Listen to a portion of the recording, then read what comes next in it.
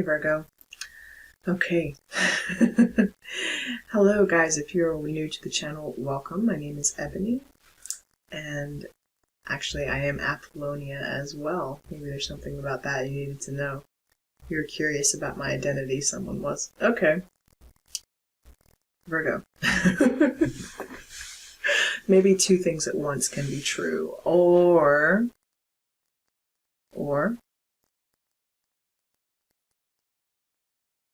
I don't know. Maybe as long as it can be proven, right? You need proof. Okay. You're very logical-minded, Virgo. If you are unaware, the series that we're doing, is in relation to the School of Athens. We're relating the zodiac to the School of Athens fresco by Raphael Sanzio. So really quickly, just to give you a refresher, this is the School of Athens painting fresco by Raphael Sanzio, who is actually depicted himself here in the corner here. Okay? And surprisingly enough, the philosopher or teacher that we're learning from today is standing right next to him. Virgo, you were given Euclid. Euclid here. Euclid, who is holding a sphere of the world. He's standing in, you notice here, if you've missed the introductory video, I'll just point this out really quickly and then I'll get into a quote from Euclid and what we can denote through the tarot through him. But really quickly, I feel the need to point out mathematics or the way things are shaped in the School of Athens for some reason. If we can find proof of our argument, then okay, thank you, Virgo. I'm remembering a rule in English back in college when I made arguments. Of course, wrote a ton of argumentative papers and persuasive arguments and such and such. What I'm remembering, Virgo, is that as long as you can find proof within the text that your argument is true, then it can be counted as potentially, as based as it's an argument, right? It's something that can be calculated and observed and argued, discussed. So as long as we can find proof within the text that something exists, then or a claim exists, then I think you're safe to make the argument, Virgo. So maybe you are looking for proof about something. Euclid, let's really quickly recap on here for Virgo. Let's see.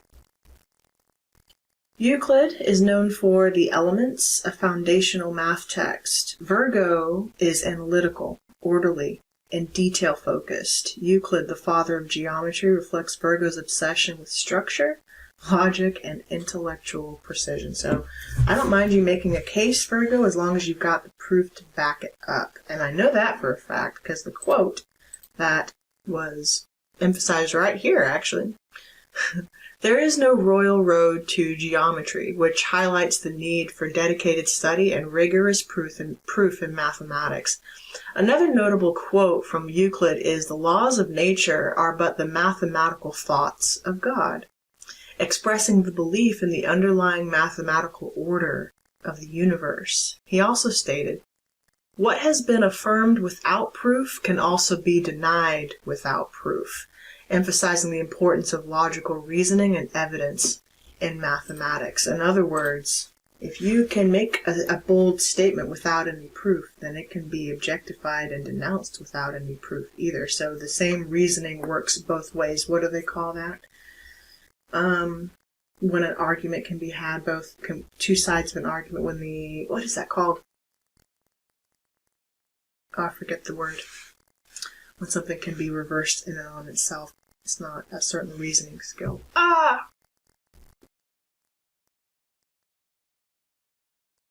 The same, I'm getting something with Leo. Leo is in a a discussion about something with another person that needed to be proven. You might be in discussion with you. I don't know. Maybe something you're discussing. If you're going to apply the same logic to one thing, just remember the logic that you apply to the thing can also be applied against you. So just remember that there's something in even in mathematical theory, we can say that, right? I just heard Occam's razor. That's not the theory that we're working with, or the Occam's razor is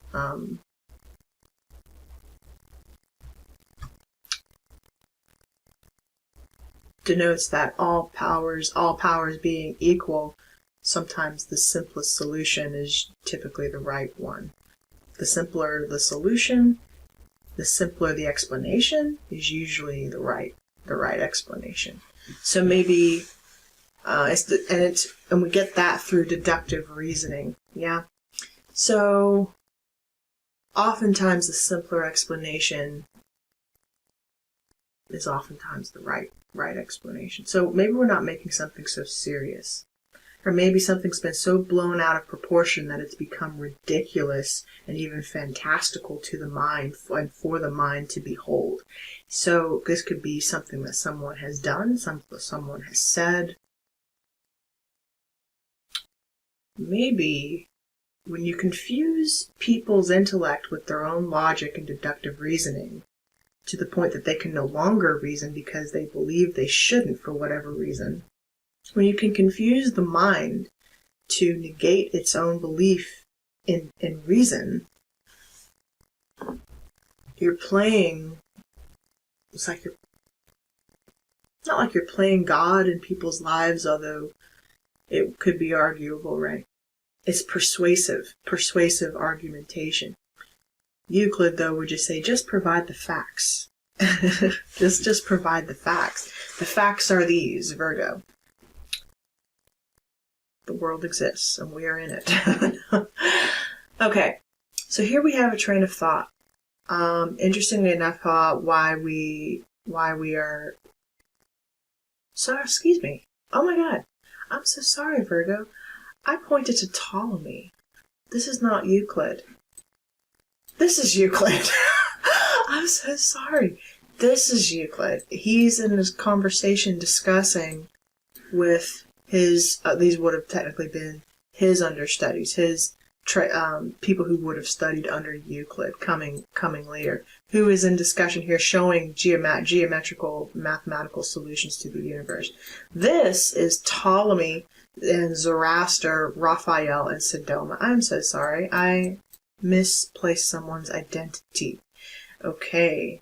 We have a situation with identity, maybe a misplaced identity, or assuming the identity of someone, or maybe someone assumed you were something that you are not. You could be also having an issue with your identity, Virgo. Maybe it's something to do with like a passport or identification. Can you provide identification is what I just heard. Virgo, something about identification with you. You need to identify yourself. Interesting. Something about identifying yourself. But really quickly, Virgo, where I wanted to show you the interesting concepts with mathematics in the School of Athens fresco. I may have to save this for another one.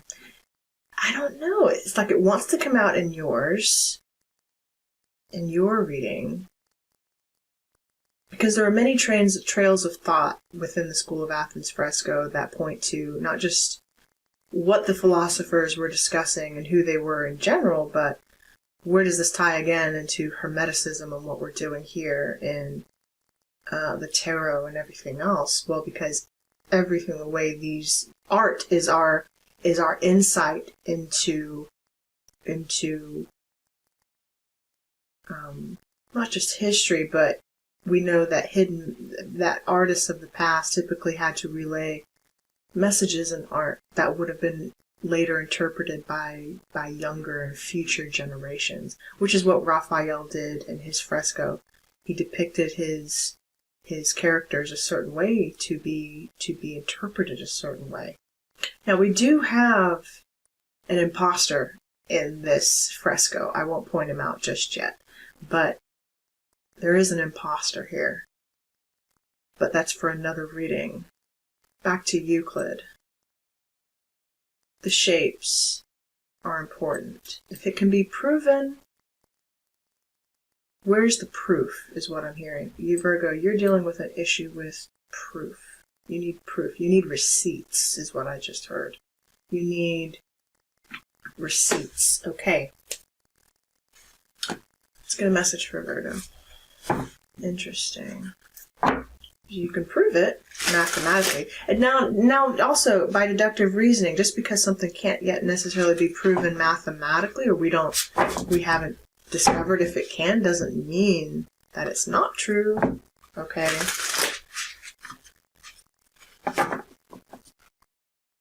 Just remember that by the same argument, either case can be made.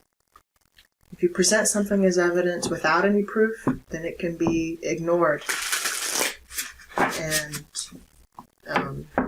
disproved without evidence as well. Interesting. Evidence is important. Evidence. You just need evidence to back yourself up. Maybe you've already done that. You backed yourself up, or you need to back up something, someone has evidence for you, against you, something like that.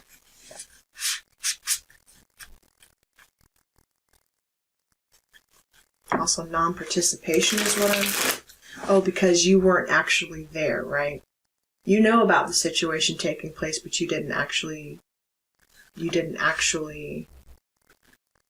participate yourself. You can still be guilty by association if we're getting political. And again, when I say Virgo, I'm not necessarily talking to you, although this is the sign that it's being read for today. Okay. Wherever you have Virgo in your chart, or however this applies, take what resonates. Hello. Ace of Cups, Five of Earth, and the Lady of Earth. There you are. Okay.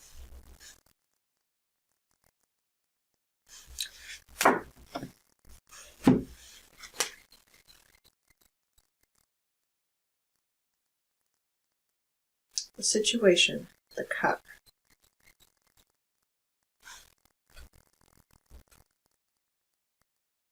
Let's read the Ace of Cups.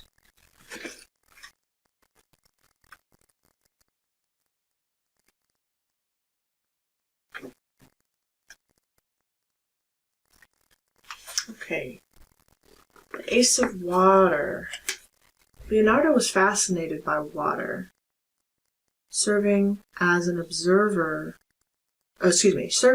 overseer of waterways. He noted that the water that you touch in a river is the last of what has passed by and the first of whatever comes.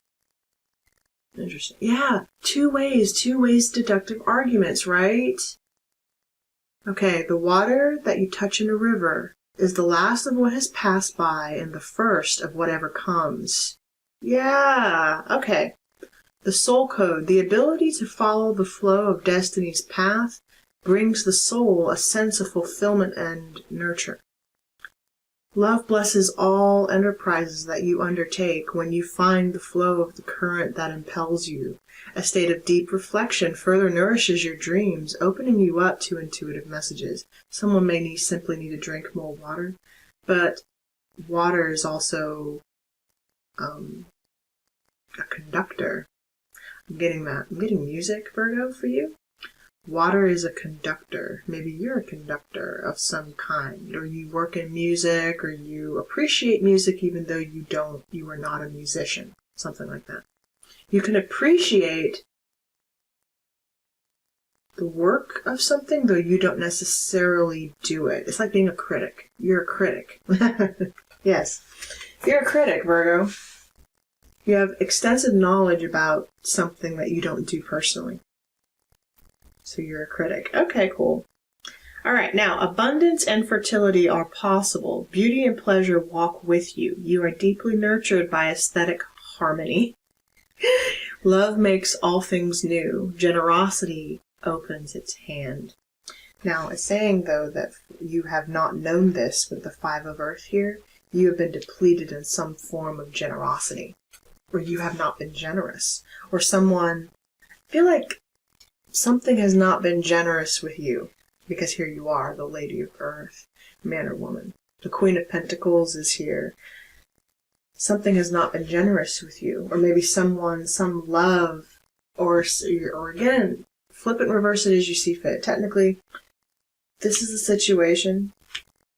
This would technically be you. You would be sat in the Five of Earth, which means you need some form of generosity that you're lacking at the moment. Could even be love and affection from another.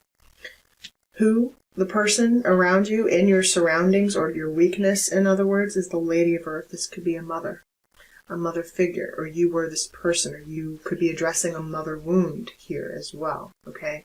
Some mother wound where you felt you were ignored.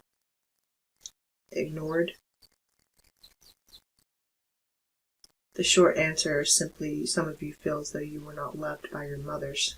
That's that. Or you have this need, this desire to be proper nurtured. Like your mother could not show you love. That's what I'm getting. Okay. So if I can't have love, what's the next best thing? Be practical. Death in reverse. Yeah. We're not seeing a change in that regard either.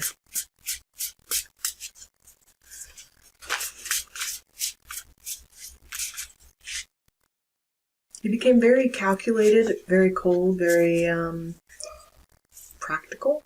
Because Virgos, let's face it, you're very practical, or you can show this side to yourself. You get very logical, and you go with the evidence. The evidence has shown you were not properly nurtured. You were not properly cared for. Therefore,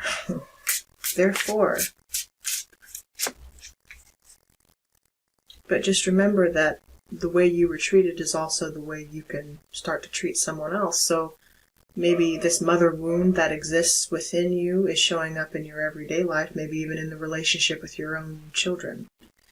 Okay? You were feeling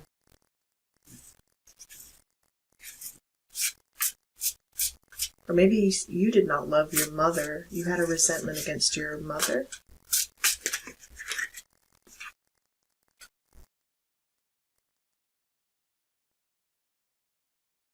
Eight of Swords, Eight of Air.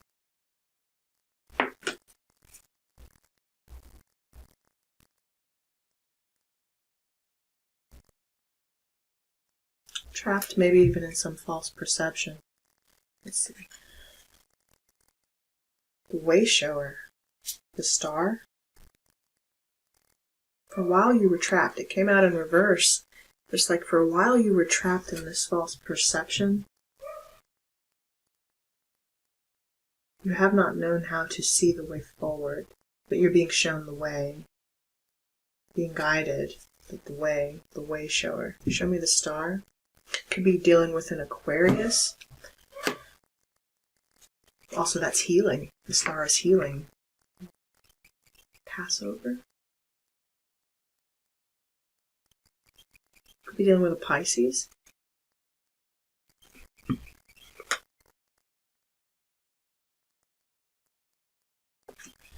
Okay. You're being shown the way in your dreams. It's about nurture, how you were nurtured.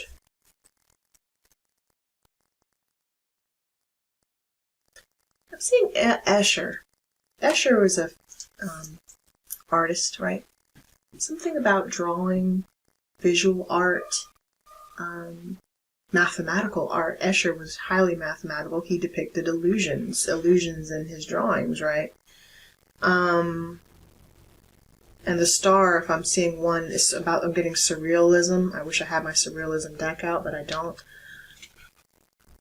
A true lie, that was a message for Aries. Aries That was a message I did last year for Aries, True Lies.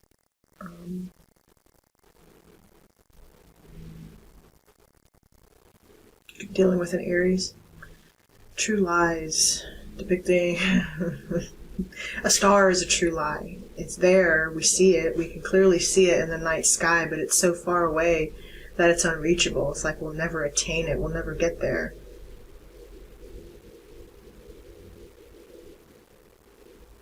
Something that would never occur in reality.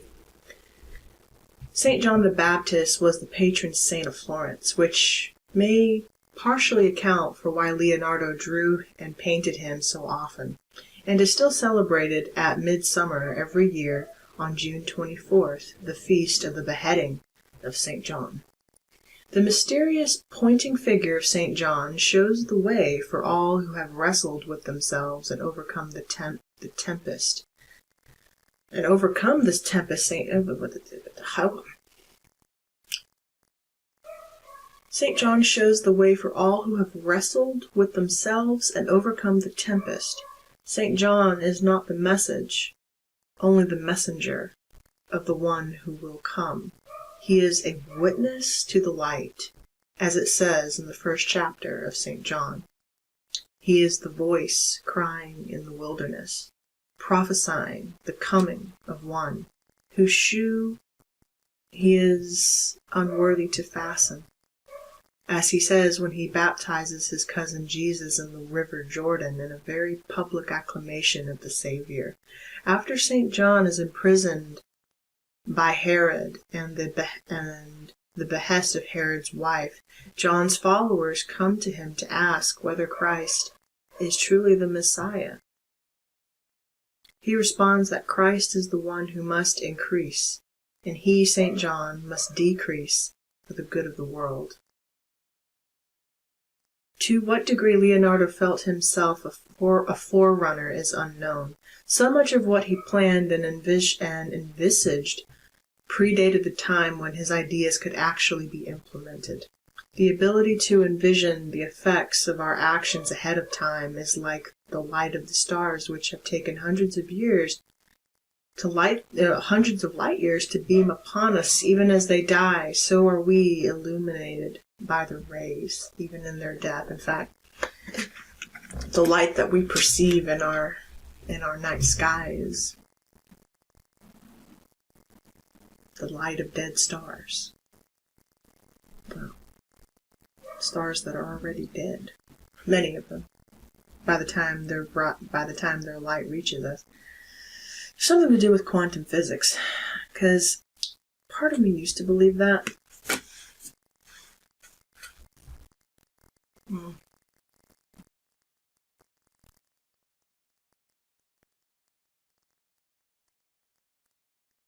Because really there's no such thing as time. But back to the way shower here, time can only be perceived in the now.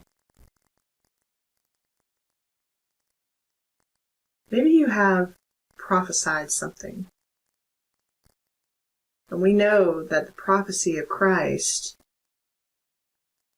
is not actually a physical man, right? It's not the physical embodiment of a man coming to save humanity. What it's referring to is actually Christ consciousness, which is awakening in future generations. We are those future generations, Virgo. It is already awakened in man. Mankind awakens it in himself. That is the second coming. The second coming of Christ. The judgment is arisen in fellow man. The consciousness that Jesus walked with. Christ consciousness. There's something about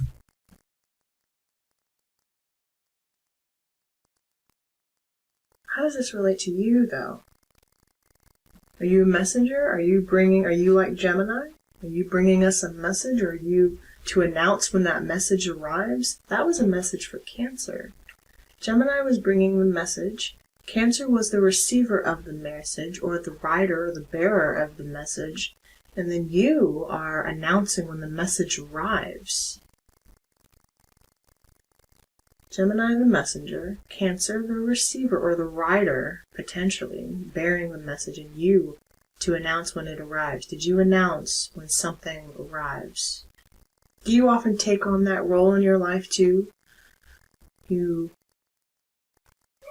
you hear the message, you announce it so that everyone can hear it. You make sure everyone receives it, receives the word. That's grounding, right? Because now, speaking of Hermetic principles, back to the School of Athens. Hermetic teachings, as we know in the spiritual community, is as above, so below. Well, we see that depicted here with Plato and Aristotle. The gesture, hands, showing up is to suggest as above. Aristotle, with his hand outstretched, gesturing to the earth, is to say so below, which is what they're basically talking about. But it had to be hidden in such a way that, of course, during a time of this fresco was commissioned in 1510. So this would have been during a time when heavy Catholicism and the rule of the church was abound, right? So man's ideas were suppressed at this time, although these ideas were being birthed during, or being reinvented, I should say, during the Renaissance, the Age of Reason, where Raphael comes in handy here, okay? He's providing us the proof and the evidence in his work, in his art, for the future generations.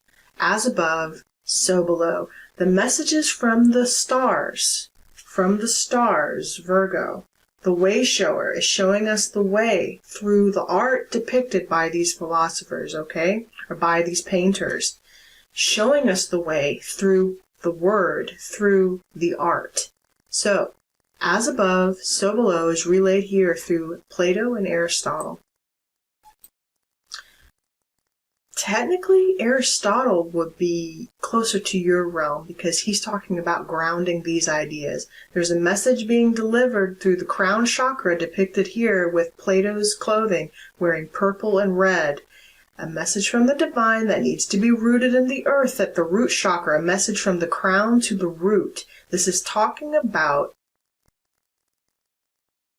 the divine feminine and the divine masculine, the kundalini, the soul source chakra, the chakras, the alignment of the chakras.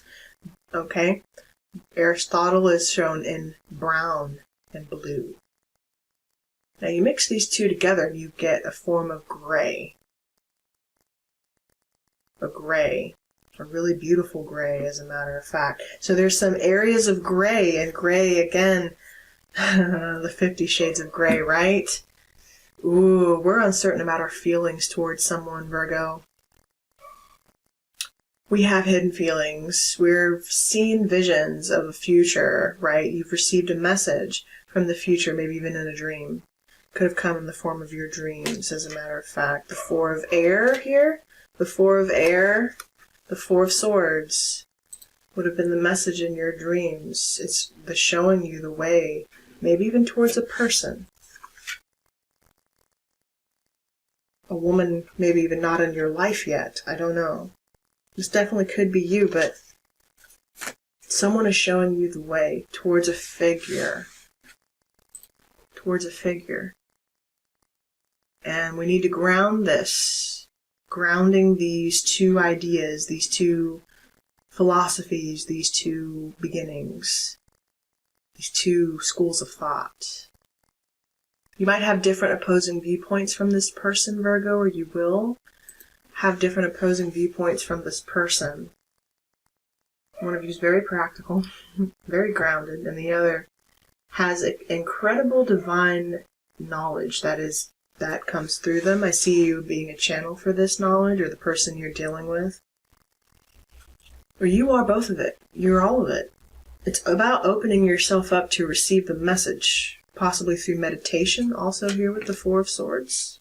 More meditation. And water. Water is a conductor. It's also a receiver. Are you getting the message, Virgo, or are you missing the message because you're depleted in something? You're in need. You're in need of sustenance. You maybe need to eat something. Maybe you haven't eaten. But also, when you starve the body, first, if you're doing a lot of channeling, for those of you, my Virgos, who are doing a lot of channeling, many of you know this, I'm just reiterating it for those who don't. When you channel on a clear vessel, using a clear vessel, you are a receiver. You will get the message. I mean, drink your water and make sure you eat afterwards, of course. But you channel clearer on an empty stomach because you can receive the knowledge, right?